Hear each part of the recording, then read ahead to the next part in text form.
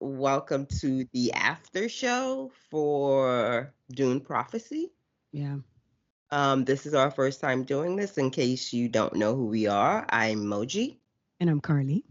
and we cover Dune Prophecy on my podcast, TV Movie Mistress. Check that out. You could have the full extended cut of our opinions there weekly, but we figured we want to do sort of like a quick highlight of episode 2. Yep. Episode 2 was titled Two Wolves. Two wolves. I couldn't decide who the wolves exactly were. Like, because everybody, we really got to like see everybody's like skin in the game. I feel like if I had to pick, it would definitely be like Valya and Desmond. Right. Yeah. Because they were just doing a lot. Oh my God. That tete-a-tete at the end of the episode, I was tense. I wanted to great. fuck, honestly. I'm not even gonna lie. Mo. That's where my head was. That's where you were. Yeah. I was like, this is hot. Yeah. No, and like, no, but first of all, Emily Watson was great because I was like, that fear in her eyes was so palpable. Oh my God. Like, ooh, that's not good. Such a troll for acting like her voice was working. Yeah. Like, how dare you, sir? How dare you? Like, I loved it. And how he was relishing it. Oh my God. I loved it. I would feel for Mark Strong as the Emperor in episode 1, but like, I don't know. I feel like I like how he's listening to his wife in this week's episode, but I feel like he's just going to use her as a scapegoat by next week. Right. Like, I don't like that. No, I don't think so. I think she has more of a like stronghold, but also I think she's more like politically adept. Yeah, and savvy. Yeah. More than he is. I think he has to kind of like grow into that. Some people may call that weakness. I don't think that he's probably been on the throne for 20 years. Not us saying he got to grow a bit more into his power now. Like, no, I think it's more kind of like he has to be, he doesn't seem to be like ruthless. You know what I'm saying? And I think his wife can like get there. I think she has it. She's definitely the ruthless one in that relationship. Yeah. I like love the line she had where she was like, don't kill your friends for your enemies or something like that. That was pretty cool. Yeah. I mean, she's a character that I think I'm gonna like by the end of the first season. I'm gonna love because I already am like rooting for her. Oh, absolutely. Yeah. A lot was happening at the school.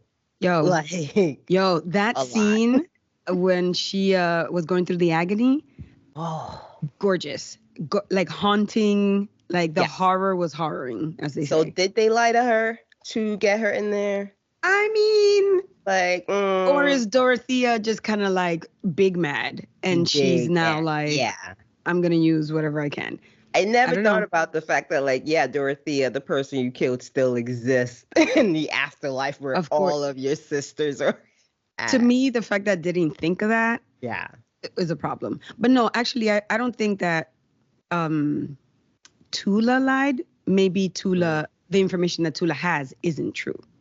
So, who do you think was this chick's mom? Because I was like, the entire episode, maybe Tula's her mom, maybe she's the daughter of the granddaughter. Who do you think this chick is? She seems to be, because when Dorothea saw her in the afterlife, she said something like granddaughter, right? So I'm guessing that maybe Dorothea had a daughter, and then that daughter, who's probably still alive, let's be real.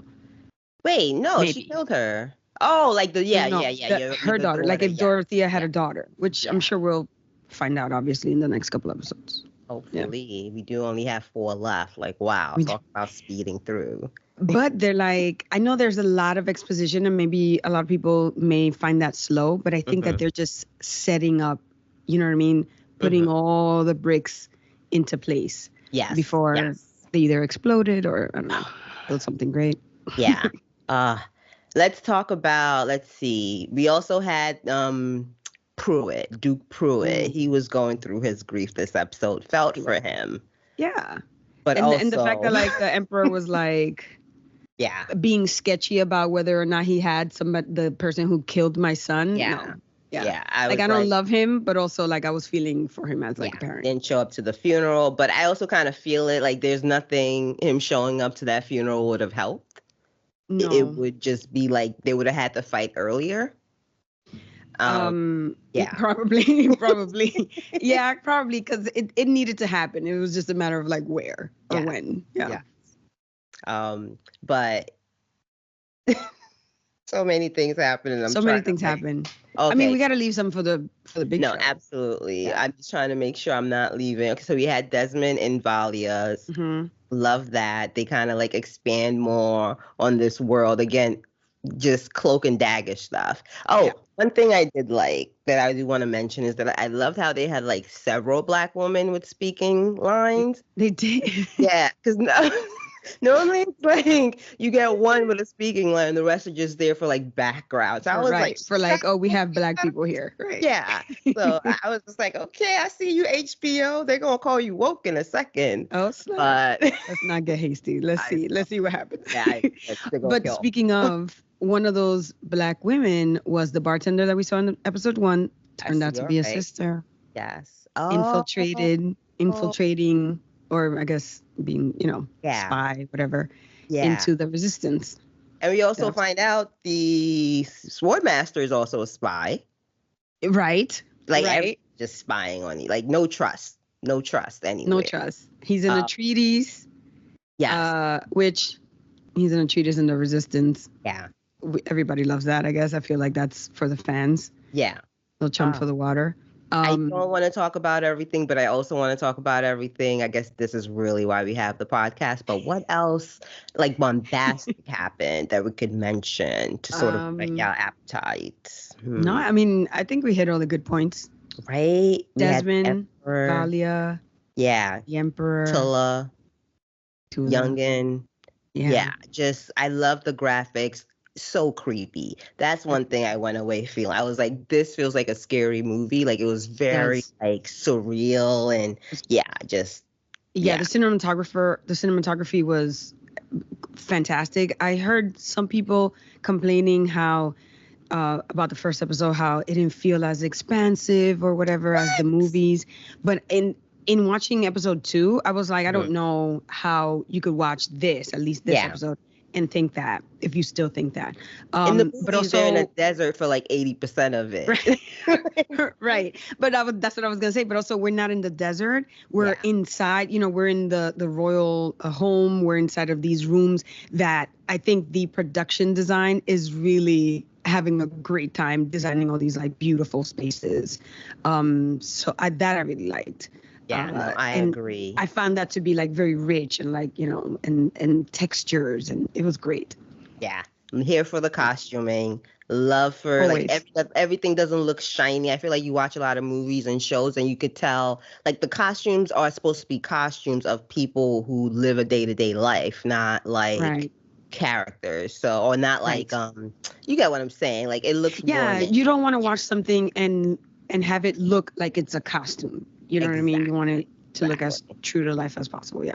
Yeah. Okay. So I think we're going to wrap it up here. I feel like that's enough. I don't know. I think that's like, look, again, this is why we have the podcast. So you guys make sure you tune in for that. You can listen on like Apple Podcasts, Spotify, basically wherever there's a podcast streaming app. Just type in TV Movie Mistress and you can check out our thoughts on the first episode. And we'll be recording the second episode, and that's going to come out this week. So, yeah, that's all we've got.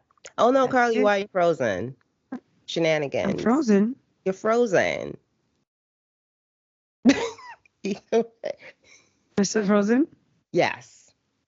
Well, you could just cut me out of the last part. You were just saying goodbye. I will put a Dune picture. We'll figure it. I'll figure it out. There you go. Right in front of my face. But thank you guys for listening. Tune in to the podcast, and we'll do this again soon. Bye. Peace.